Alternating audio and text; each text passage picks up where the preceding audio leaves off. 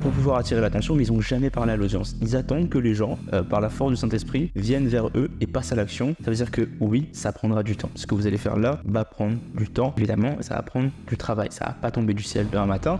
Bonjour à tous et bienvenue dans cette nouvelle vidéo dans laquelle je vais vous expliquer l'écosystème de la réussite, comme je l'ai appelé, et comment est-ce qu'on l'utilise aujourd'hui pour générer plus de 100K par mois avec nos clients de l'agence et comment est-ce que vous pouvez le faire vous aussi si vous vendez sur Internet. Qu'est-ce que l'écosystème de la réussite? Je vais expliquer le concept brièvement. L'écosystème de la réussite, c'est le principe clé qui va faire en sorte que votre projet fonctionne selon une multitude de facteurs pour que ça fonctionne ensemble. Il y a plein de facteurs qui font qu'un écosystème arrive à vivre. Et pour votre projet, c'est la même chose. Et dans le cas au présent, ça va être comment est-ce qu'on fait pour créer un écosystème d'acquisition qui fait en sorte que votre projet fonctionne dans la durée. J'aime bien, j'ai pris cette image en fait de base de la pêche parce que ça permet de pouvoir imaginer l'acquisition en ligne avec le fait d'aller pêcher. Je vais vous expliquer pourquoi. En gros, en allant pêcher, vous connaissez votre objectif, c'est-à-dire obtenir un poisson. Voilà, c'est ça le but du jeu. Mais quand vous commencez, c'est pas toujours facile, toujours des problèmes, vous savez pas comment y aller, vous êtes vous trompez dans les fils, etc. Et j'ai pris en fait deux exemples qui est donc la pêche et l'acquisition en ligne. Et quand vous allez pêcher, vous savez qu'il vous faut déjà de 1, vous déplacer. Vous pouvez pas juste rester chez vous et attendre que le poisson arrive. Vous devez aller sur place dans une rivière ou dans la mer pour pouvoir pêcher. Ensuite, vous devez prendre une bonne canne à pêche. Vous devez savoir comment lancer l'appât. Vous devez avoir le bon appât. Vous devez avoir le bon spot pour pêcher, le bon endroit. Vous devez être dans la bonne saison en plus pour pêcher. Et le facteur le plus important, vous devez attendre que ça morde à l'hameçon. Donc, vous avez plusieurs facteurs dans la pêche qui fait que,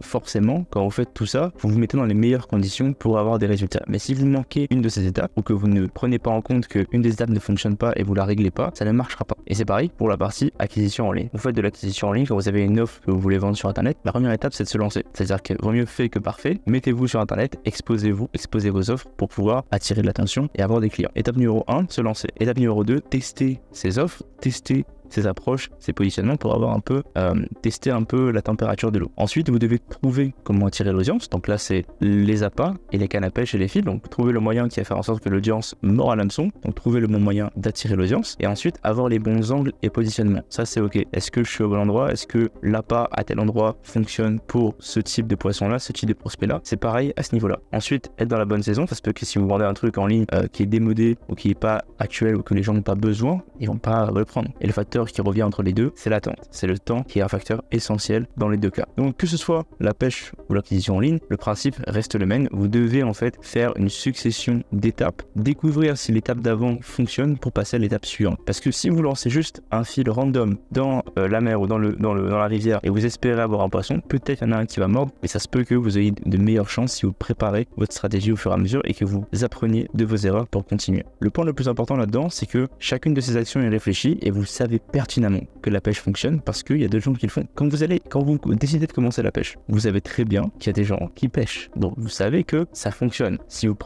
mettez les mêmes actions en place que ces personnes-là, vous avez plus de chances que ça fonctionne que si vous ne le faites pas. Donc c'est pareil en acquisition en ligne et en marketing. Vous savez que le principe marketing fonctionne parce que d'autres gens le font, d'autres gens font de l'argent. Mais si vous arrêtez en cours de route, et c'est ce qui est marqué là, si vous arrêtez en cours de route d'essayer et en réglant vos problèmes, etc. pour pouvoir avoir des résultats, vous allez échouer. Maintenant, si vous décidez de continuer pour maximiser vos efforts et vos résultats, dans ce cas-là, vous allez avoir des résultats. Donc, vous devez considérer en fait votre acquisition comme une suite d'étapes avec un contrôle qualité à chaque étape. Ça veut dire que quand vous mettez de l'argent en publicité, quand vous postez un Reels, ça ne veut pas dire qu'il va y avoir tout de suite une vente ou un prospect intéressé. Ça, c'est faux. Vous devez comprendre ce système-là. On va aller étape par étape. 1, vous devez bâtir une offre. Voilà, quelque chose qui intéresse les gens. J'ai d'autres vidéos là-dessus, mais aujourd'hui, on parle de, voilà, vous avez déjà une offre. Ce que vous devez commencer par faire, c'est créer en fait vos piliers de contenu. Par exemple, vous avez, OK, voici mon offre. Maintenant, comment est-ce que je vais attirer les gens à travers moi? Je vais créer des contenus sur mon histoire. Je vais créer des contenus sur la valeur apportée, des contenus sur ci, des contenus sur ça. Voilà, les 5 idées globales de votre acquisition et de votre présentation de l'offre. Maintenant, vous allez créer l'attention. En créant du contenu, style carousel, reel, story, vidéo YouTube, etc., vous allez créer l'attention. Donc là, la première étape, c'est de se dire, OK, est-ce que les contenus que je crée attirent l'attention? Donc là, vous pouvez poster en organique sur Internet ou bien mettre un peu de publicité pour pouvoir booster la visibilité de vos contenus. Et je parle de booster la publicité via les canaux officiels, comme payer la publicité Instagram, YouTube ou quoi, pas de payer des abonnés sur Instagram, ça c'est de la merde, ok? Donc vous boostez correctement vos contenus pour pouvoir attirer l'attention. Donc étape numéro 1, c'est d'accord, est-ce que au niveau de l'attention, est-ce que j'attire l'attention? Si j'attire pas l'attention, mettons vous déterminez un quota, vous revoyez ce que vous créez comme contenu et vous continuez à produire. Ok, maintenant on se dit ok, je crée l'attention, parfait. Maintenant est-ce que j'arrive à créer une audience? Ça veut dire que là maintenant vous avez plein de vues, plein de gens qui cliquent, etc. Est-ce que j'arrive à créer une audience? Ça veut dire créer des gens qui vont s'abonner et avoir confiance. Alors pour ça, on va donner de la valeur, on va parler avec l'audience, ça c'est le point le plus important que je vois et que personne ne fait correctement. Vous allez créer l'intérêt et vous allez comprendre leurs besoins. Cette section là en fait, créer l'attention et créer l'audience, ça s'appelle le lead flow, le flux de prospects. Donc quand vous maîtrisez ça, vous allez pouvoir savoir que ok, là j'attire l'attention mais personne s'abonne, personne répond ou quoi. Donc ok, je revois le contenu que je crée pour pouvoir améliorer la création de l'audience. Ok, maintenant je crée l'audience. Est-ce que en leur donnant de la valeur, j'arrive à créer la confiance chez eux et à les éduquer? Ok, j'y arrive pas, je remonte, je change les contenus que je crée pour pouvoir améliorer ce que je suis en train de faire. Quand je dis changer le contenu, c'est changer la façon dont vous présentez, changer ce que vous présentez, ce que les gens me voient, etc., etc. Le parler avec l'audience est en vert parce que il est genre essentiel. Je vois beaucoup trop de gens qui vont juste poster des carousels, des reels, faire des pages de vente, des webinaires, des trucs compliqués, on va dire, pour pouvoir attirer l'attention, mais ils ont jamais parlé à l'audience. Ils attendent que les gens, par la force du Saint-Esprit, viennent vers eux et passent à l'action pour leur envoyer un message sur Insta parce que waouh, j'adore tes 3 stories que t'as fait, c'est incroyable, achète, donne-moi ta page paiement pour que j'achète. Si tu fais ça, tu parles à tu vas essayer de trigger peut-être 10% des gens qui te voient. Alors que si tu vas proactivement parler avec chaque personne qui s'abonne, chaque personne qui commente, chaque personne qui like ton contenu, tu as beaucoup plus de chances de créer une audience et de faire des ventes en créant de la relation. Et oui, c'est du travail, bienvenue sur le monde d'internet, mais c'est ça que ça prend pour aller générer de 100, 200, 300K quand on commence. Et une fois qu'on a bâti l'audience qui nous suit et qui a confiance en nous, c'est beaucoup plus facile de faire des lancements sans devoir parler à tout le monde. Donc étape numéro 1, si vous faites franchement moins de 10 et moins de 50K par mois, allez parler avec les gens. Vous abonnez, tous les gens qui commentent, tous les gens qui like, allez parler avec eux. Vérifiez si c'est les bonnes personnes de l'audience, c'est des gens qui sont intéressés par votre offre, c'est des gens qui sont dans la cible que vous souhaitez cibler. Si c'est pas des gens là-dedans, ça sert à rien. Il faut repartir dans le système et revenir ici en mode ok, est-ce que ce que je dis dans mes vidéos attire la bonne audience ou pas? Et en fait, reboucler comme ça pour pouvoir déterminer à chaque étape est-ce qu'on est dans le bon ou pas. Il faut vraiment, et je maintiens, parler avec son audience. Si vous parlez pas avec l'audience, vous allez jamais savoir si ils sont exposés à l'offre, s'ils sont intéressés par ce que vous faites ou pas. Donc ensuite, on doit créer la confiance en donnant de la valeur, etc. machin. Et il faut à un moment donné exposer les gens à votre offre. Vous pouvez pas juste faire l'autruche et faire du contenu comme ça sans jamais parler de ce que vous faites. Vous devez faire des appels à l'action, vous devez parler aux gens, proposer des appels, proposer des webinaires, faire des liens dans la description, etc. pour maximiser le fait que les gens voient votre offre. Parce que c'est bien d'être présent en ligne, c'est bien d'éduquer les gens, de créer la confiance, mais il faut que vous vendiez quelque chose pour que vous ayez des revenus à la fin du mois. Donc il faut, étape numéro 1, exposer les gens à l'offre avec des liens, des prises de rendez-vous, etc. Est-ce que les gens maintenant répondent à l'exposition à l'offre? Mettons, vous mettez un lien sur votre story, vous avez 200 vues mais il n'y a que 3 personnes qui cliquent. Ok, ça se peut que du coup ils n'ont pas assez confiance en moi ou bien l'exposition est pas bonne. Donc je recommence à l'étape juste avant. Et en fait je crée un système comme ça de validation, de contrôle qualité au fur et à mesure. Ensuite, une fois qu'on a exposé les gens à l'offre, est-ce qu'on vend? Oui, non. Quand vous arrivez à la vente au téléphone ou sur les pages, est-ce que les gens sont des personnes qui sont qualifiées pour votre produit? Est-ce que c'est des gens qui ont envie d'acheter? Oui, non, parfait. Si c'est le non, on remonte en haut, encore, et on fixe les étapes une par une. Et c'est comme ça qu'on fonctionne. Il n'y a pas d'autre solution. Je connais pas des solutions où vous allez genre lancer une offre sur internet, les gens vont débarquer de nulle part, vous savez pas c'est qui, ils vont acheter chez vous, des inconnus, on vous donne de l'argent, ça marche pas comme ça. Vous devez attirer l'attention, créer l'audience, créer la confiance chez l'audience, éduquer l'audience, l'exposer à votre offre et la convertir. Donc la partie attention et création de l'audience s'appelle du lead flow. Et il y a un truc que j'ai marqué ici, tous les prospects sont mutualisés. Je connais beaucoup trop de gens qui sur internet vont critiquer la qualité du prospect. En réalité, tout le monde a les mêmes prospects sur internet. Si toi et moi on vise la France aujourd'hui avec 64 millions de personnes, on va techniquement toucher en termes de taille les mêmes personnes. Si on cible demain matin la ville de Dijon en France ou la ville de Québec au Canada, on va forcément toucher les gens de la même ville, donc c'est des leads qui vont être mutualisés. Ils vont voir ta pub et la mienne. Donc c'est pas, il n'y a pas des leads secrets, il n'y a pas des prospects secrets incroyables qui veulent acheter chez toi. C'est seulement des gens, des inconnus qui ne te connaissent pas encore, qui apprennent à te connaître, à qui tu vas donner de la valeur pour créer la confiance et ensuite pitcher ton offre pour leur vendre. Il n'y aura pas d'inconnu qui va sortir de nulle part, qui va vouloir acheter ton offre. Ça marche pas comme ça. Par contre, il faut, oui, créer l'attention, mais il faut, oui, en même temps, créer la connexion avec les gens, la proximité, mais il faut aussi exposer aux gens l'offre, d'accord? Et après, au niveau de la vente ou quoi, ce sera d'autres vidéos, au niveau de comment positionner ça, etc. Mais c'est ça l'écosystème de la réussite, c'est de comprendre tout ça et que chaque étape influe sur la prochaine et que si on est bloqué à un endroit, on doit remonter dans le tunnel, on doit remonter dans l'acquisition pour pouvoir le fixer. passe? Parce que si vous dites, voilà, je mets 1000 en pub et je fais pas de vente, bah d'accord, mais c'est quoi le problème? Est-ce que c'est la création de l'audience? Est-ce que c'est l'attention? Est-ce que c'est la confiance? Est-ce que c'est l'exposition à l'offre? Qu'est-ce qui se passe? C'est ça les statistiques qu'on doit regarder. Ok. Le facteur clé le plus important, les deux facteurs clés, c'est le temps et l'interaction. Ça veut dire que oui, ça prendra du temps. Ce que vous allez faire là va prendre du temps, évidemment, ça va prendre du travail. Ça va pas tomber du ciel demain matin et il faut absolument interagir avec les gens. Vous devez interagir avec l'audience, j'arrêterai pas de le répéter. Et non, vous ne dérangez pas l'audience. J'arrête pas de voir des gens qui me disent oui, mais j'ai peur de déranger les gens si je fais une newsletter par semaine ou si je fais un post de call to action par semaine. Il faut vous sortir ça en tête. Si votre produit peut régler et changer la vie de quelqu'un ou aider quelqu'un à passer un problème,